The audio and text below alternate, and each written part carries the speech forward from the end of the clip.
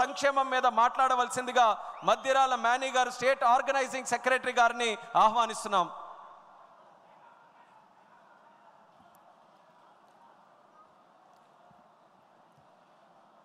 ఈరోజు సువర్ణ అక్షరములతో లిఖించబడినటువంటి రోజు.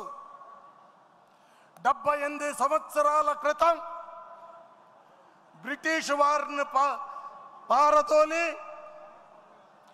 ప్రజాస్వామ్యాన్ని స్వేచ్ఛగా నడవటం కోసం నడిచినటువంటి రోజు. గత ప్రభుత్వం ప్రజాస్వామ్యాన్ని కూని చేసే విధంగా, రాజ్యాంగాన్ని అవహేళన చేసే విధంగా, కుటిల రాజకీయాలతో ప్రవర్తించినటువంటి వ్యక్తి జగన్మోహన్ రెడ్డిని మన కార్యకర్తలు నిద్రాహారాలు మాని అహోరాత్రులు కష్టపడి ప్రాణాలు సైతం తెగించి జరుపుకున్నటువంటి ఈ మహానాడు కార్యక్రమం ఎంతో ఉత్సాహంతో జరుగుతున్నటువంటి ఈ కార్యక్రమానికి జాతీయ అధ్యక్షులు గౌరవనీయులు పెద్దలు మన ప్రీతమ ముఖ్యమంత్రి నారా చంద్రబాబు నాయుడు గారు, యువ కిషోరం జాతీయ ప్రధాన కార్యదర్శి నారా లోకేష్ గారికి, వేదికపై ఆసీనులైనటువంటి పెద్దలందరికీ, ఈనాటి కార్యక్రమంలో పాలుపంచుకున్నటువంటి తెలుగుదేశం పార్టీ కుటుంబ సభ్యులందరికీ నా యొక్క హృదయపూర్వకమైనటువంటి అభినందనలు తెలియజేసుకుంటా ఉన్నా. ఈరోజు నాకు ఇచ్చినటువంటి తీర్మానం క్రైస్తవుల సంక్షేమం కోసం ఆలోచించినటువంటి నాయకుడు నారా చంద్రబాబు నాయుడు గారు అని చెప్పి కూడా ఈ సందర్భంగా తెలియజేస్తా ఉన్నా. క్రైస్తవులు ఆర్థికంగా, రాజకీయంగా, సామాజికంగా అన్ని రంగాల్లో కూడా వెనుకబడి ఉన్నటువంటి వారిని అనేక సంక్షేమ కార్యక్రమాలు తీసుకొచ్చి క్రైస్తవ సమాజాన్ని ముందుకు తీసుకువెళ్ళినటువంటి నాయకుడు నారా చంద్రబాబు నాయుడు గారు అని చెప్పి ఈ సందర్భంగా తెలియజేసుకుంటా ఉండా.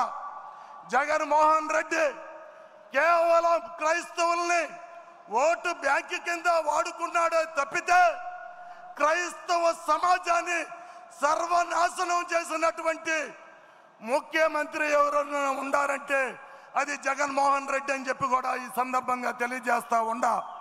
మరి ముఖ్యంగా నారా చంద్రబాబు నాయుడు గారు విద్యకి చాలా ప్రాముఖ్యత ఇచ్చి విదేశాల్లో చదువుకున్నటువంటి విద్యార్థులకు 15 లక్షల రూపాయలను కేటాయించి విద్యని చదువుకోవటానికి అవకాశం కల్పించినటువంటి నాయకుడు నారా చంద్రబాబు నాయుడు గారు. అంతేకాకుండా మరి ముఖ్యంగా చర్చి నిర్మాణాల కోసం 3 లక్షల నుంచి 1 కోటి రూపాయల వరకు ఖర్చు చేసే విధంగా చర్చి నిర్మాణాలకి మరి డబ్బులు ఇచ్చినటువంటి ఘనత నారా చంద్రబాబు నాయుడు గారిదని కూడా ఈ సందర్భంగా తెలియజేస్తా ఉన్నాను. జగన్మోహన్ రెడ్డి మనకు క్రైస్తవులకు సంబంధించినటువంటి క్రైస్తవ పాఠశాలలను నిర్వీర్యం చేయటం కోసం అనేకమైనటువంటి కుయుక్తుల్ని పన్ని ఆయన వారి యొక్క ఆస్తులని లాక్కోవటానికి కుటిల ప్రయత్నం చేసినటువంటి వ్యక్తి జగన్మోహన్ రెడ్డి అని చెప్పి కూడా ఈ సందర్భంగా తెలియజేస్తా ఉన్నాను. క్రైస్తవ జీవితాల్లో అనేకమైనటువంటి మార్పులు తీసుకురావటం కోసం మరి ముఖ్యంగా పెళ్లి కానుకను మరి మన ప్రీతమ నాయకులు నారా చంద్రబాబు నాయుడు గారు ఇచ్చారు. ఒక తల్లి చెప్పింది ఏమనంటే, అయ్యా నాకు 3 ఆడపిల్లలు ఉన్నారు, ఆ 3 ఆడపిల్లలకి నేను పెళ్లిళ్ళు చేయటం చాలా కష్టంగా ఉంది. నేను నా 2 పిల్లలకి పెళ్లిళ్ళు చేశాను. ఏ విధంగా అంటే వారి మెళ్ళలో పసుపు తాడు మాత్రమే వేయగలిగాను, కానీ వారికి సంబంధించినటువంటి ఏ ఒక్కరు కూడా భోజనం పెట్టలేకపోయాను. కానీ మన నాయకుడు నారా చంద్రబాబు నాయుడు గారు ఇచ్చినటువంటి పెళ్లి కానుకతో నా 3వ బిడ్డకి మంగళ సూత్రం కొని కొంతమందికి నేను భోజన సదుపాయ అవకాశాలు కల్పించానని చెప్పి చెప్పడం జరిగింది.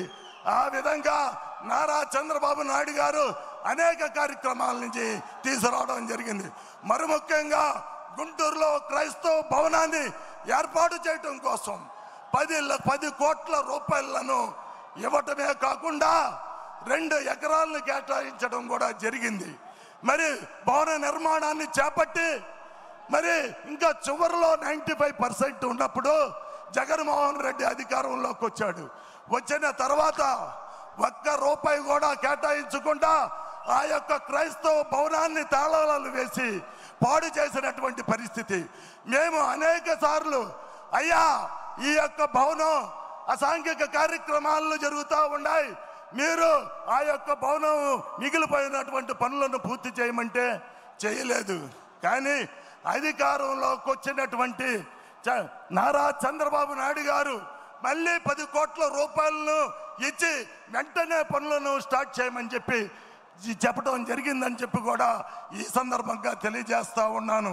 అంతేకాకుండా పాస్టర్లకి మొన్న నారా లోకేష్ గారి యొక్క పాదయాత్రలో అనేక మంది పాస్టర్లు కలిసి మాకు రావాల్సినటువంటి గౌరవ వేతనాన్ని ఇవ్వాలి అని చెప్పి నారా లోకేష్ గారి దృష్టికి తీసుకుని వెళ్ళినప్పుడు అధికారంలోకి రాగానే తప్పకుండా మీ యొక్క గౌరవ వేతనాన్ని ఇస్తానని చెప్పి మరి చెప్పిన వెంటనే ఎన్ని ఆర్థిక ఇబ్బందులున్నా ప్రభుత్వం రాగానే మరి 30 కోట్ల రూపాయలను మరి క్రైస్తవులకి మరి పాస్టర్లకి ఇచ్చి వారి యొక్క ఖాతాలో వారి యొక్క బ్యాంక్ అకౌంట్లో మరి ఒక్కొక్కరికి 35,000 చొప్పున ఇవ్వటం అనేది జరిగిందని చెప్పి కూడా ఈ సందర్భంగా తెలియజేస్తూ నాకు ఈ అవకాశం ఇచ్చినటువంటి మన ప్రీతమ నాయకులు మరి ముఖ్యంగా నారా చంద్రబాబు నాయుడు గారికి ధన్యవాదాలు తెలియజేసుకుంటూ నేను ఈ స్థాయిలో ఇక్కడుండి మాట్లాడటానికి క్రైస్తవ సమాజాన్ని గుర్తించి ఒక కార్పొరేషన్ని ఏర్పాటు చేసి